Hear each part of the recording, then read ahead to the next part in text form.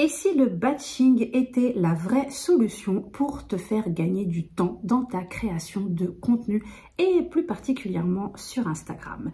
C'est ce que je te propose de voir aujourd'hui et on va voir d'ailleurs concrètement comment mettre en place le batching. Mais avant d'entrer dans le vif du sujet, si tu es nouvelle par ici, bienvenue à toi sur la chaîne de Bizmaker Lab. Je suis Myriam, Business Mentor, experte Insta et Canva. Si tu débutes dans l'entrepreneuriat, dans le business en ligne et que tout ce qui touche à la technique, c'est un peu ta kryptonite, tu es au bon endroit. Donc, je t'invite dès maintenant à t'abonner et à bien activer les petites notifications pour ne pas louper mes prochaines vidéos. Alors déjà, pourquoi batcher son contenu, me diras-tu? Eh bien, tout simplement pour gagner du temps. La création de contenu, ça demande pas mal de petites étapes qui peuvent être les unes et les autres assez chronophage. Donc en fait le batching, ça va t'aider justement à éviter ce côté chronophage et surtout ce côté multitasking qui, contrairement à ce que l'on pense, lui va plutôt te faire perdre beaucoup de temps. Donc on va voir ensemble les différentes étapes du batching et pour info, sache que je t'ai préparé une petite feuille de route que tu pourras télécharger avec vraiment tout ce que l'on va voir dans la vidéo d'aujourd'hui. Donc pas de panique si tu n'arrives pas trop bien à suivre ou si tu as du mal un petit peu à comprendre toutes les étapes, il te suffira d'aller télécharger cette petite feuille de route que tu trouveras, dont le lien se trouvera dans le descriptif de cette vidéo. Donc maintenant, on va entrer dans le vif du sujet et la première étape pour le batching, c'est tout simplement le brainstorming. Alors l'étape du brainstorming, c'est un peu le moment où l'on va rechercher des idées. On va un petit peu rechercher tout ce dont on va avoir besoin donc pour notre contenu et aussi on va un petit peu analyser nos statistiques. Alors pour cela, il faut bien évidemment avoir ce qu'on appelle des piliers de contenu.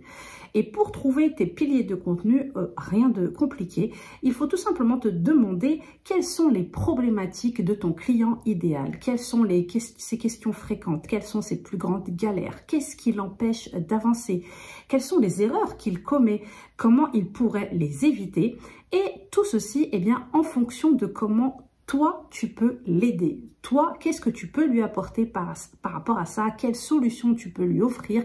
Quels sont les enseignements que tu peux lui apporter? Et quelles sont les galères, évidemment, que tu pourras lui éviter? Par exemple, pour ma part, j'ai 3 piliers de contenu, clairement. Donc, Instagram, Canva, comme tu le vois d'ailleurs à travers mes vidéos, et aussi tout ce qui va toucher l'entrepreneuriat et le business en ligne. Donc ça, évidemment, ça va englober le marketing, les réseaux sociaux, le emailing, etc., etc. Donc, pour trouver des idées de contenu, alors là, il y a vraiment des tas et des tas de possibilités. Bon, déjà, la base de la base, c'est de faire des sondages auprès de ton audience. Donc, de demander tout simplement à ton audience ce dont elle a besoin, de faire des sondages les plus précis possibles pour vraiment arriver à savoir ce dont elle a besoin exactement. Et puis, il ne faut pas oublier que par rapport à ta cible, toi, tu es passé par là, tu sais ce qu'elle endure, tu sais quels sont ses problèmes puisque tu es passé par là. Moi, typiquement, en tant qu'entrepreneur, je me remets à l'époque où j'étais moi aussi débutante. Je me remémore un petit peu toutes les choses qui me faisaient galérer, les choses qui me bloquaient, les choses qui m'empêchaient d'avancer. Et c'est comme ça que je mets en place des choses pour aider les entrepreneurs qui débutent. Après, bien évidemment, il y a aussi tout ce qui va concerner les recherches sur Google. Tu vas taper ta problématique sur Google et tu vas pouvoir voir tout de suite, Google va te mettre un début de réponse, en fait, et ça va te montrer les recherches qui sont les plus fréquemment posées, qui sont les plus fréquemment posées sur Google. Tu peux faire aussi pareil, par exemple, sur Pinterest, qui est vraiment une très grande source d'inspiration par rapport à ça. Tu peux aussi le faire sur YouTube. Oui, pareil, YouTube, tu vas taper par rapport à ta niche, pardon, et tu vas voir tout de suite, YouTube va te suggérer du contenu, donc ça va t'aider à savoir un petit peu quelles sont les questions qui sont les plus fréquentes. Après, il y a aussi Amazon. Tu peux aller, par exemple, consulter des livres en rapport avec ta thématique et voir un petit peu les différents commentaires qui sont publiés. Ça pourra te donner des idées aussi. Et puis bien sûr, ça je pense que normalement, à moins d'habiter dans une grotte, ça n'a pas pu t'échapper. Il y a bien évidemment la nouvelle intelligence artificielle dont on parle un petit peu partout, dont d'ailleurs le fameux ChatGPT. Alors ChatGPT, pareil, ça peut être un excellent moyen de t'aider à trouver des idées de contenu, donc n'hésite pas à l'utiliser. Et pour info, sache qu'il y a aussi une intelligence artificielle sur Canva. Je vais préparer d'ailleurs une vidéo à ce sujet, donc reste bien connecté pour ne pas la louper. Et en fait, c'est simple, tu passes par Canva Doc et tu vas avoir ce qu'on appelle le Magic Write. Et pareil, tu vas pouvoir avoir des suggestions donc d'idées de contenu. Quand je dis ça, eh bien, ce que je veux dire par là, par exemple, tu vas aller sur ChatGPT, tu vas taper donne-moi 3 idées de posts Instagram pour les entrepreneurs et clairement ChatGPT va te générer 3 idées de contenu donc pour une vidéo concernant les entrepreneurs ou encore plus précisément pour les entrepreneurs qui débutent, tu auras des idées pareilles. Donc ça c'est la première étape donc pour mettre en place donc le batching, le brainstorming. La deuxième étape, ça va être la création de contenu. Alors, pour bien visualiser au niveau de ta création de contenu, ce que je te conseille de faire, c'est de te créer un petit tableau avec tes différents piliers de contenu. Ça, tu peux le faire par exemple sur Canva, tout simplement. Hein. Et l'idée, eh bien, ça serait d'alterner avec tes différents piliers de contenu. Comme ça, tu vas pas être tout le temps en train de parler de la même chose, qui pourrait un petit peu saouler ton audience à force. Et comme ça te permettrait d'alterner. Donc, par exemple, pour moi, eh bien, je parle un coup de Canva, un coup je vais parler d'Insta, un coup je vais parler d'organisation, un coup je vais parler de productivité, etc., etc. Donc tu vas choisir le thème que tu vas aborder tel et tel jour, et ensuite eh bien tu vas pouvoir piocher donc parmi les idées que tu auras récoltées donc durant la phase de brainstorming. Et le but, eh bien, ça va être pour toi d'avoir un maximum d'idées pour chacun de tes piliers de contenu. Donc ensuite, eh bien, ce qui va se passer, c'est que tu vas décider quel format tu vas utiliser donc pour ce contenu. Donc, est-ce que tu vas faire un reel, est-ce que tu vas faire un post simple, est-ce que tu vas faire une infographie ou encore un carousel. Sachant que, bien évidemment, Canva sera ton meilleur ami, ton meilleur allié pour tout ce qui va concerner tes visuels, que ce soit des visuels normaux ou du contenu vidéo, même pour faire tes Reels de A à Z. J'ai d'ailleurs déjà fait une vidéo où je te montre comment faire, donc n'hésite pas à aller la visionner. Et ensuite, eh bien, il faudra que tu aies aussi un endroit où tu vas centraliser tout ce qui va être ton contenu écrit. Et pour ça, eh bien, moi, ce que je peux te conseiller, c'est des applications toutes simples telles que Trello. Trello, par exemple, c'est un outil que j'ai utilisé pendant très longtemps.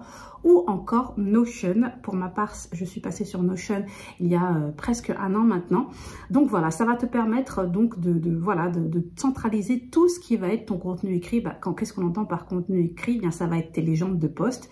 Ça va être par exemple pour ma part mes scripts pour mes vidéos, mes scripts pour mes podcasts. Donc voilà. Maintenant, on part sur la 3e étape qui va être donc, on entre dans le vif du sujet, batching de son contenu.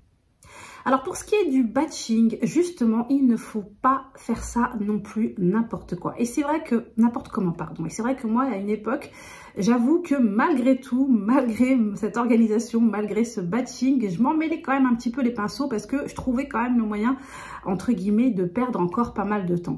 Donc le moyen le plus efficace de mettre en place le batching, c'est de fonctionner avec des blocs. C'est-à-dire qu'on va faire une seule tâche durant un bloc de batching. Alors, admettons que l'on va partir du principe que il y a 3 sortes de contenus sur Instagram. Donc, il y a tout ce qui va être vidéo, donc les Reels et toutes les autres vidéos que tu vas vouloir partager sur Instagram. Ensuite, il va y avoir les photos. Donc, les photos, typiquement, eh bien, ça va être tout ce qui est carousel, post simple, couverture pour tes Reels, infographie, etc.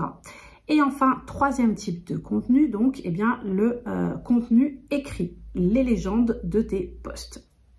Donc, on va attribuer un bloc de temps pour chacune de ces sortes de contenus. Un bloc pendant lequel on va écrire toutes nos légendes toutes nos légendes, donc toutes les légendes de poste. Un autre bloc durant lequel on va créer tous nos visuels. Donc là, par exemple, on va aller, hop, on va s'installer sur Canva et on va créer tous nos visuels. Un autre durant lequel on va tourner nos vidéos, tourner et monter nos vidéos. D'ailleurs, même pour les vidéos, eh bien, il faudra être stratégique.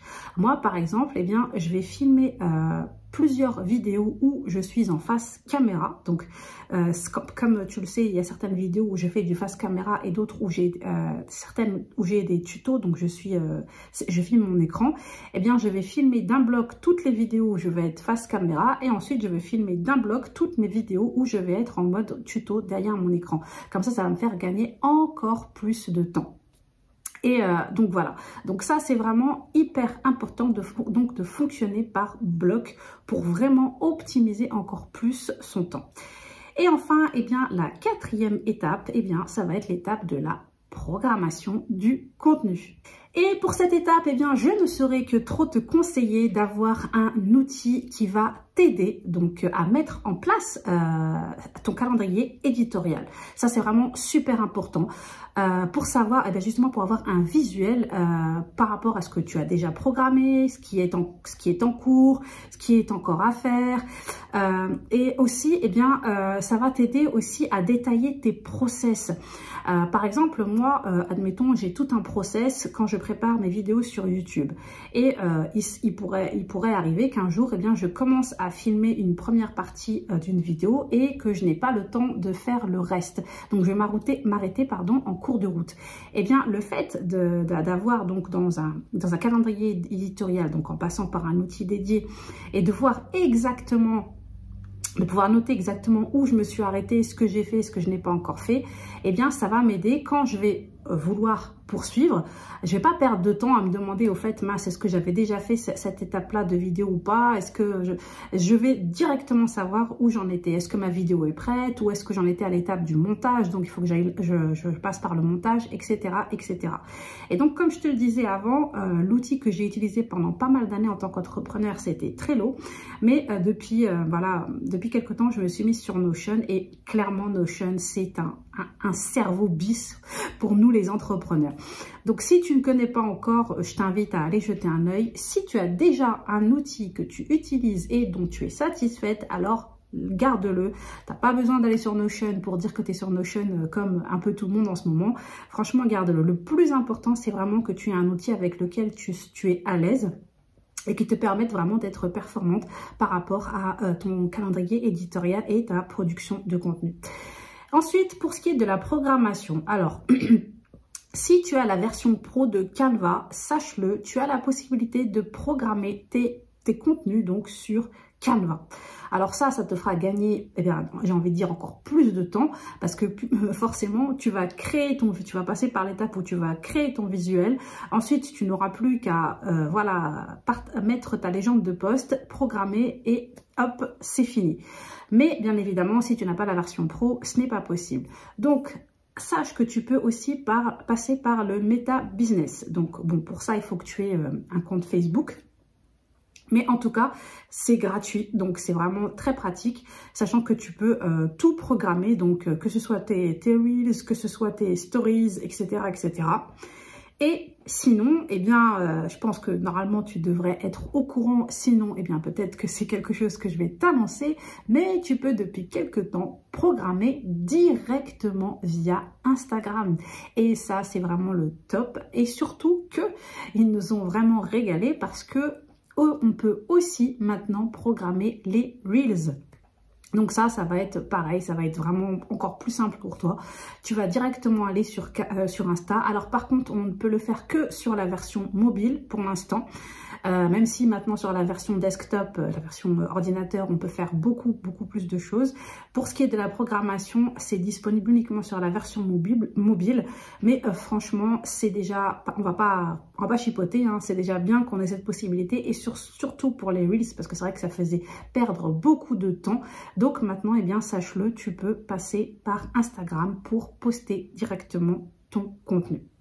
Et bien voilà, donc c'était une petite vidéo donc pour t'expliquer un petit peu tout le process pour mettre en place le batching dans ta création de contenu et plus particulièrement pour ta création de contenu sur Instagram. Donc j'espère vraiment que ça te sera utile. N'hésite pas à venir échanger avec moi en commentaire et me dire un petit peu si toi aussi tu passes par le batching pour ta création de contenu, si tu as le réflexe de planifier, de programmer ton contenu pour gagner du temps. Bien évidemment, je te rappelle la petite feuille de route que je t'ai préparée pour te résumer un petit peu plus en détail ce que l'on a vu dans cette vidéo. Donc, tu trouveras le lien dans le descriptif de cette vidéo. Si celle-ci t'a plu, n'hésite pas à lui lâcher un beau petit like et bien évidemment à la partager autour de toi pour m'aider à me faire connaître auprès de plus de monde. En attendant la prochaine vidéo où j'espère... oui, comme je t'ai dit, la prochaine vidéo justement où je te parlerai aussi de la fameuse intelligence artificielle de Canva. Pardon, je vais y arriver. En attendant, eh bien, n'oublie pas de kiffer ton bise. À très bientôt. Ciao, ciao.